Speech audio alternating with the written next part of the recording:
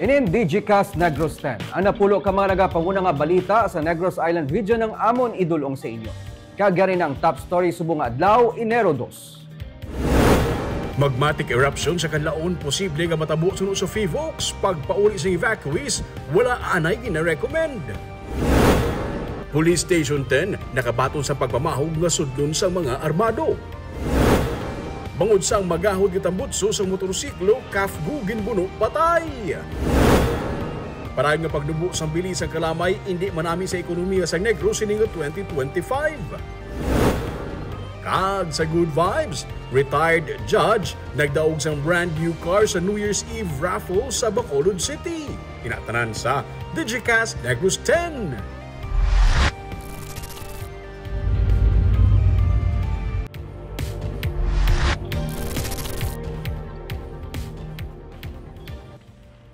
Sa number 10, maulanon nga panahon ang sarang sa gihapon maeksperiensyahan sa Negros bisan wala sang bagyo. Wala sa may na-monitor nga low pressure area o kung ang bagyo ang pag-asa sa sulod sang gwa o kung sa sulod kag sa gwa sang Philippine Area of Responsibility.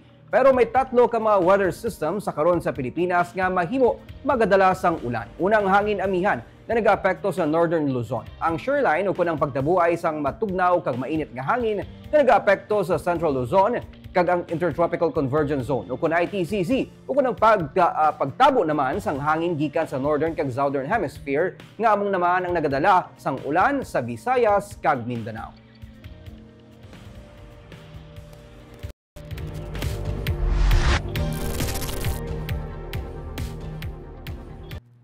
Sa number 9, bangod nga election year, ginapaabot nga mangin masako na politically. Pero bisan pa nagapanugyan si Governor Eugenio C. Lacson sa mga incumbent nga sa gihapon tutukan ang tagsa ka katungdanan.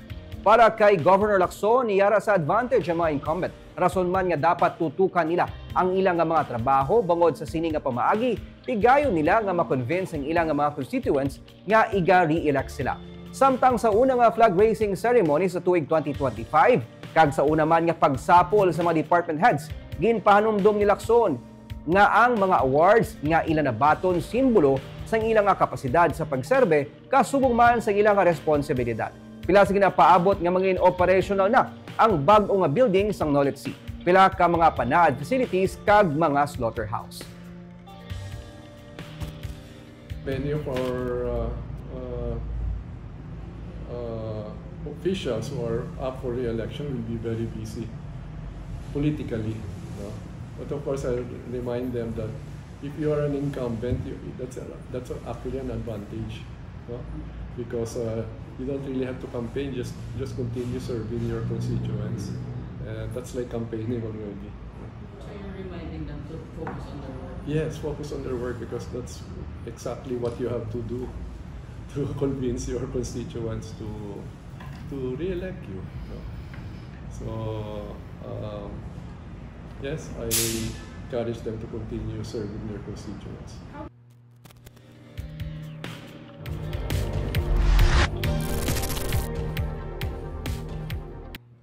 Sa number 8, isa ka lalaki na sapwan nga patay matapos nga maglabog sa talamnan ng iya siniga naman neho nga motorsiklo.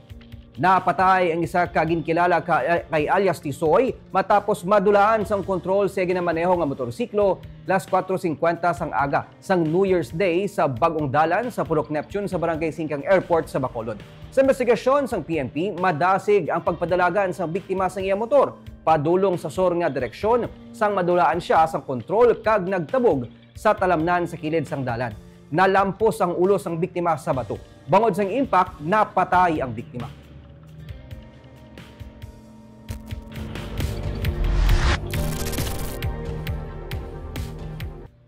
Sa number 7, pagserbisyo sang private garbage collector ginpalawig sang isa ka bulan samtang ginihikot ang bidding process para sa masunod nga kontrata. Dugang isa ka bulan nga extension ang nakasugtan sa tunga sa Bacolod LGU kagay PMCDC para mapadayon ang pagkolekta sa kag paghakot sang basura pati ng pagdumala sang sanitary landfill sang syudad. Ginpahayag ni Benro OIC Maria Fetes Puentes nga ginahikot na ang bidding process para sa maging masunod nga contractor nga among magahakot sang basura kag magamanage siyang landfill sa Barangay Filisa. Samtang ginsiling ni Tres Puentes nga mayara sang pagsaka sa kadamuon sang nahakot nga basura sa nagligad nga Disyembre nga naglabot sa kapin 400 tons a day kag karon plano sang Benro nga magpatigayon sang assessment sa mga merkado agod nga mapahagan-hagan ang kadamuon sang basura. Pinaka-pre-bid na kami conference tapos na-posting na and I think within or next week mabid na.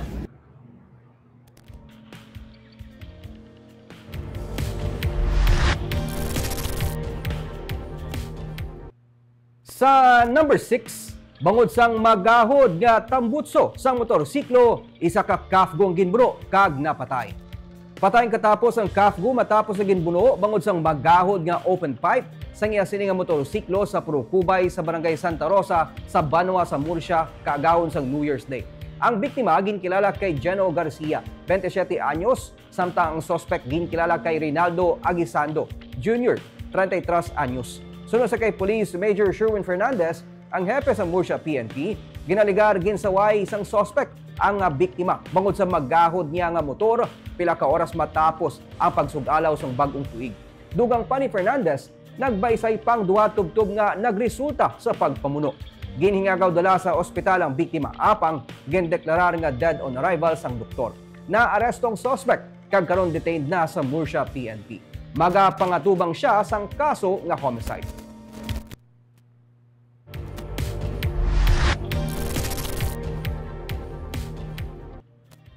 Sa number 5, kadamuon sa negosyo ginapaabot nga mas magasaka sa 2025 sa pagsugod man sang one-stop shop business application sang syudad.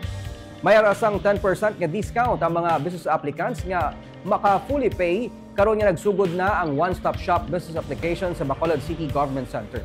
Ginsiling ni Business Permits and Licensing Office Head Stella Rose Rayos, mahimo nga magsaka pa ang kadamuon sa mga negosyo karon nga tuig.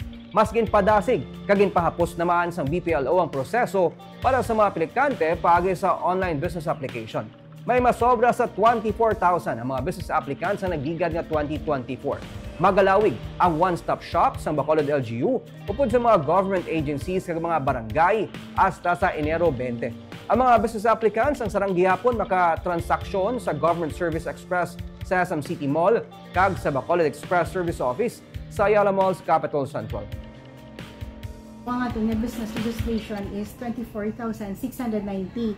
So this 2025 syempre ginaano ta nga may increase kay makita ta man madamo pa man maginapang construct and we all know that Bacolod City is as kumbaga is a fast growing city, so damo pa man gina investors ang masulod diri sa Bacolod. So gina-expect nga mag-increase pa gitad this year.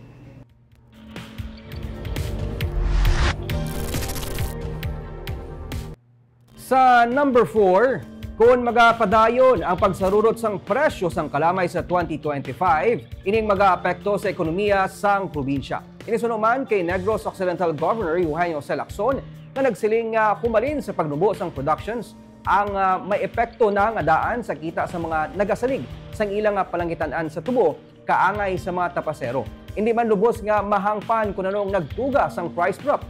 Sang Disyembre, si 5th District Representative Emilio Bernardino Yulo ang nagpanawagan sang congressional investigation sa ginasiling artificial drop sa millgate sugar prices sa tuyo nga mapangapinan ang mga small marginalized farmers. Iyagin sila nga dapat osisao ng mga factors sa likod sang price instability kag mapasabat ang mga yadtong may katungdanan para kuntani magpangapin sa mga sugar farmers kag kasubong man ang mga nagapamintaha sa sitwasyon. Si Governor Lacson ang nagapanawagan sa Sugar Regulatory Administration kasubong man sa mga Sugar Federation nga mag-isa kag magbuylog agud to matagaan sang sabat ang ginaatubang karon nga pagpanghangkat sang sugar industry.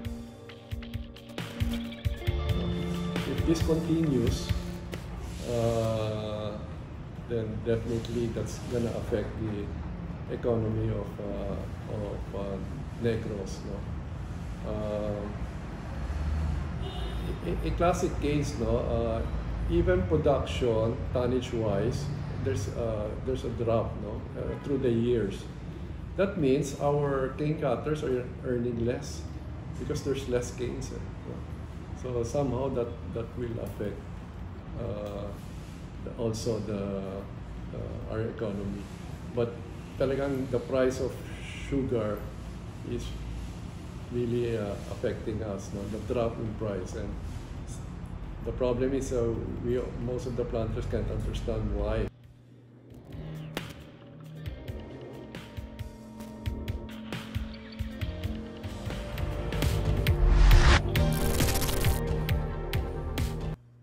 Sa number 3, katapos ang Police Station 10 ang naka-heightened alert bangod sang pagpamahog na dalasang na-monitor ng mga armado nga grupo sa ila palibot. Ginkompirmar ni Police Captain Sherwin Galopar nga base silang intelligence monitoring, may mga nasiplatan nga mga katapos ang armado nga grupo nga mahimo naga-surveillance sa ila palibot humalin sa nagligad pa nga semana. Gani maskin pabaskog na nila ang seguridad sa Police Station 10 kag pati na ang intelligence operation batok sa nabatsagan nga pagpamahog. Ang police station ang malapit lang sa Bacolod Negros Occidental Economic Highway, ang iyara man sa boundaries sang Banwa sa Murcia kag Bago City. Ginklaro ni Galopar nga wala sila nakabaton sang direkta nga pagpamahog kag posible pagpang-atake. Pero ginpasalig niya nga wala sang dapat ikahangawang publiko bangod nakahanda ang kapulisan.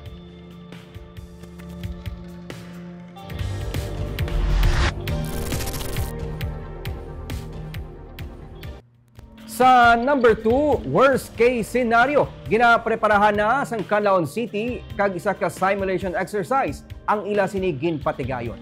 Ginpatigayon ang isa ka simulation exercise sa Canlaon City nga gintawag nga Oplan Exodus sang Desyembre 31.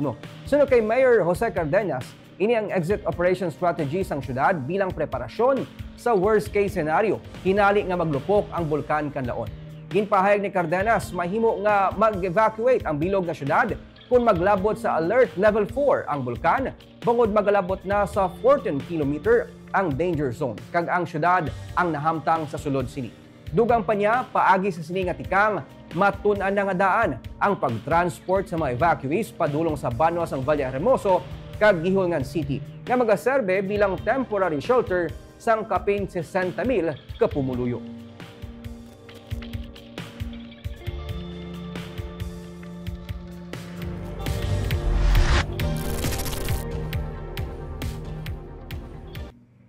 Kag sa numero 1 sa mga balita subong nga adlaw, Bulkan Canlaon ang nagapakita na sa mga sinyales sang magmatic eruption suno sa Philippines. Wala sang pagkambyo sa alert level sang bulkan karon. Gobernador nagapanawagan naman sang pagpangamuyo. Mirakulo na lamang suno sa iya ang makapakalma sang bulkan. May report si Barbara Mijares.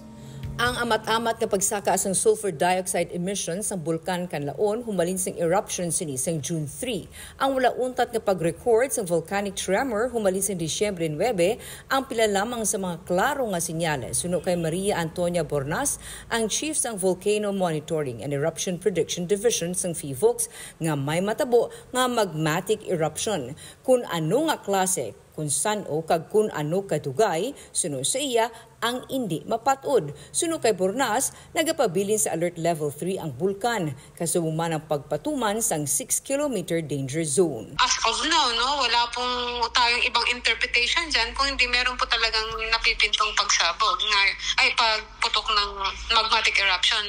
Ang tanong na lang po ay kung ano pa pong klase, kailan, gaano katagal, at ano po yung extent ng magiging volcanic hazards. So ito po yung mga questions na hanggang ngayon ay binabantayan natin ang sagot, no?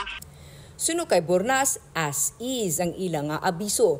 Natapos naman ang 3 ka semana nga damlagpagi na siling observation period ugaling wala man sang pagkalma sa bulkan. Yara na sa local government units ang desisyon. Suno kay Bornas, labi na nga hindi man lamang ang sitwasyon sang bulkan ang ginahatagan sang konsiderasyon, kaangay sang economic loss, social conditions kag iban pa. Tayo po ay recommendatory lamang. It's really up to the LGUs to decide, no? Kung ano po purpose nilang gawin. Kasi ang lagi nga po natin sinasabi, tayo po ang basis po natin sa ating pronouncements, yung ating po interpretation and recommendations is science only.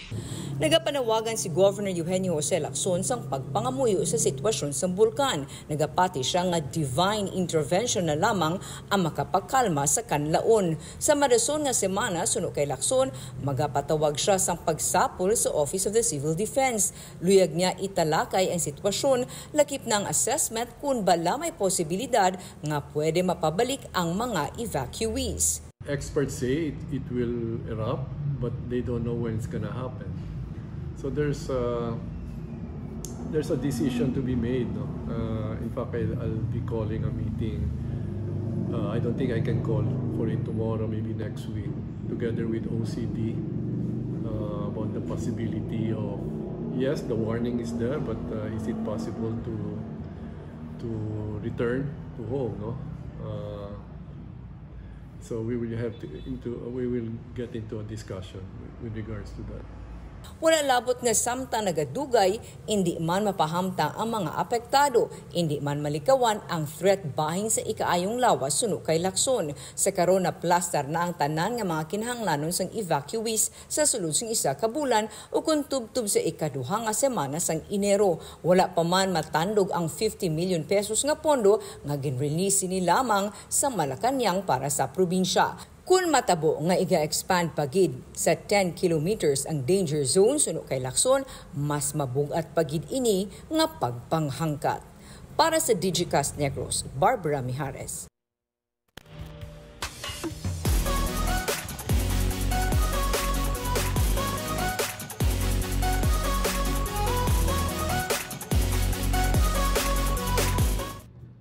Kag sa Good Vibes, isa ka retired judge ang mapalaron nga nagdaog sang brand new car sa paraffol ni Mayor Albi Benitez sa ginpatigan nga tuigan nga New Year's countdown sang Bacolod. Yari ang report.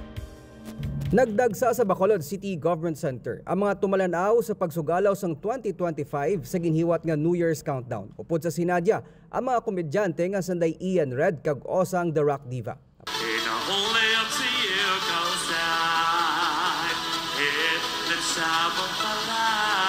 Pero naghatag kakunyag ang tuigan nga paraffol ni Mayor Albi Benitez, kundi napili nga grand prize winner si retired Judge Danilo Amisola.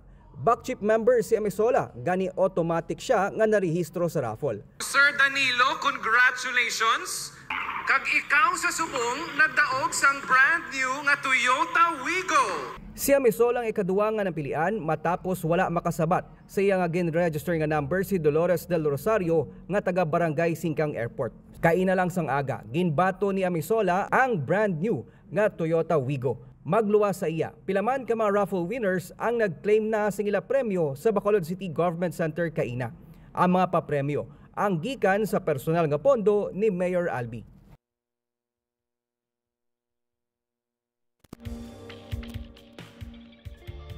Ano sa mayong hapon kag Happy New Year sa aton mga suki sa aton live sa Facebook kay Christy Teopes, kay Leo Litok, pangmayong hapon man siya sa mga taga Shanda Carmen sa Talisay City, kay RH Tata, Jobea Natavio, kay Sir Benji Burlas, Jay Natuel, Gerardo Marquez, subuman kay RF Diamond, Nanette Pastor, kag Mary Rose Gorzal, subuman kay Martin Dalarama, kay Sir Nene Grande, kag mayong hapon man na sa taga Integrated Farm sang Barangay Inulingan sa Moises Padilla. Kabay sir, ara kamo sa maayo lang nga kahimtangan na. Kag amuyad to ang top stories of the day. Tubtubwas, ako si Nico Delfin.